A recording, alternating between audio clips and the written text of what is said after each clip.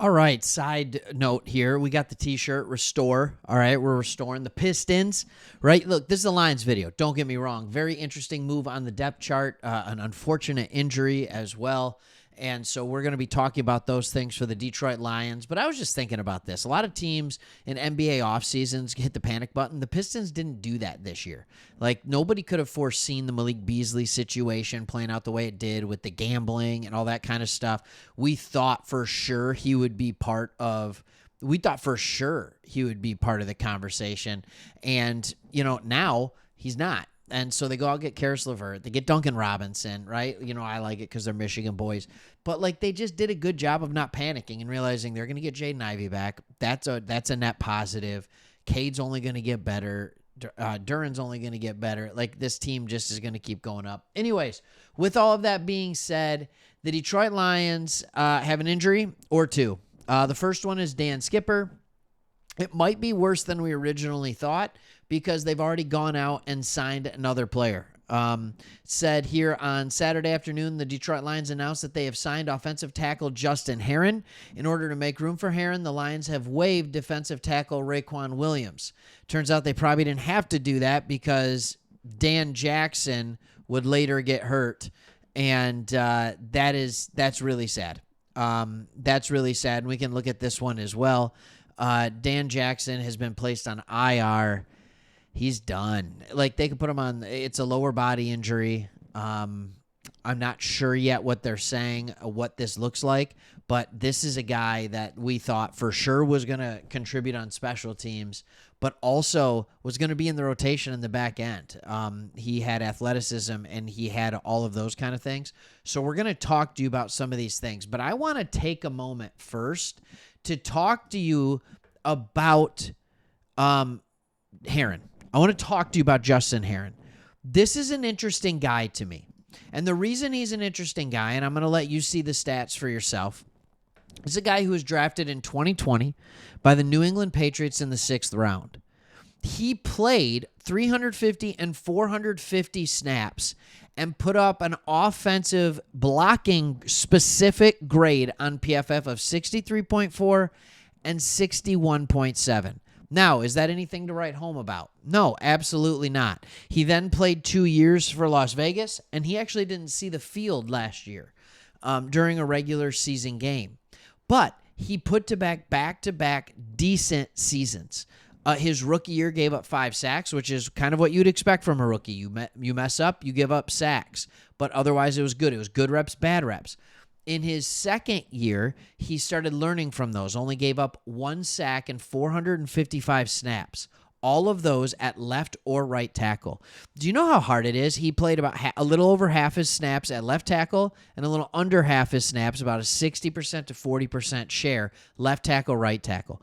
Do you know how hard it is to be a young player, a rookie and a second-year player playing in the NFL and not knowing if you're going to play left or right tackle and then having to go out and do one or the other? It's not easy. It's one of the hardest switches in all of football to go from protecting the blind side to the not. And it's difficult, the footwork, everything you have to do. But I want to give you a little bit of a key into what this looks like. Dan Skipper, right? His highest graded blocking season was back in 2019, where he only had 45 snaps. Of the 3 seasons that he had more snaps, over 100 snaps, he had a blocking grade of 60 with 112 offensive snaps. And then when he got over 300 snaps in 2022 and 2024, he had a blocking grade of 55.2 and 43.9. Look, we love Dan Skipper tackle eligible. Love it, right? And I think he's fantastic at it. That doesn't mean he's a good every down left or right tackle. And by the way, he's played primarily left tackle or left guard. He's played a little bit at the right side, but primarily on the left. I then went and looked at Jamarco Jones, another guy that I think is kind of in a similar realm to who we just brought in Heron. Jamarco Jones was drafted in 2018, so he's been around the league a little bit longer. He was drafted in the 5th round.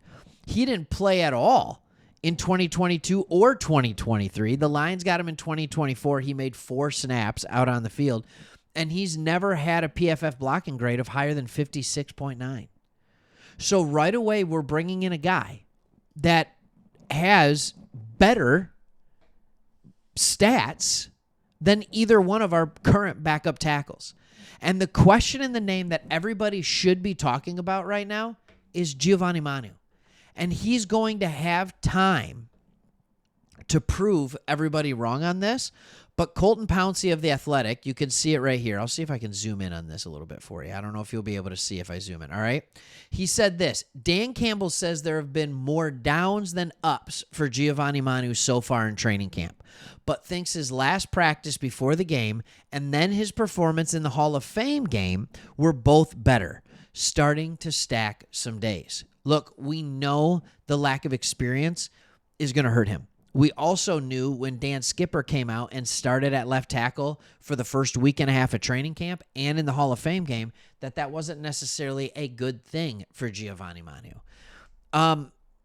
I thought Giovanni Manu looked markedly better. I thought he looked markedly better when we're talking about like all of this kind of stuff. Like, all right, I'm trying to decide how I want to say this.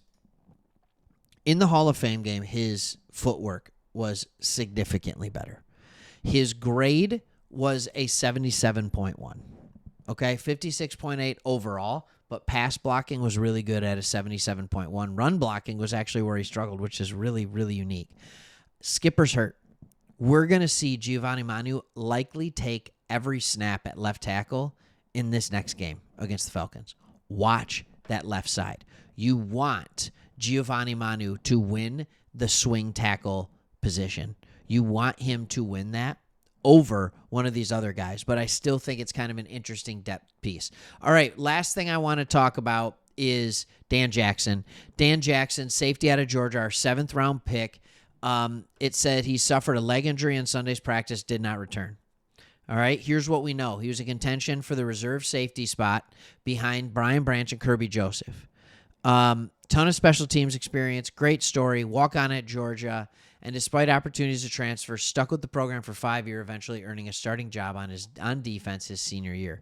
That's a real thing. That's a real thing. This and it says something about your character when you decide to stick around. You know, national championship maybe, not when he was starting. Nope. All right, so we made a couple of other moves, but here's what I want to look at. His injury drastically shifts the Lions' secondary outlook.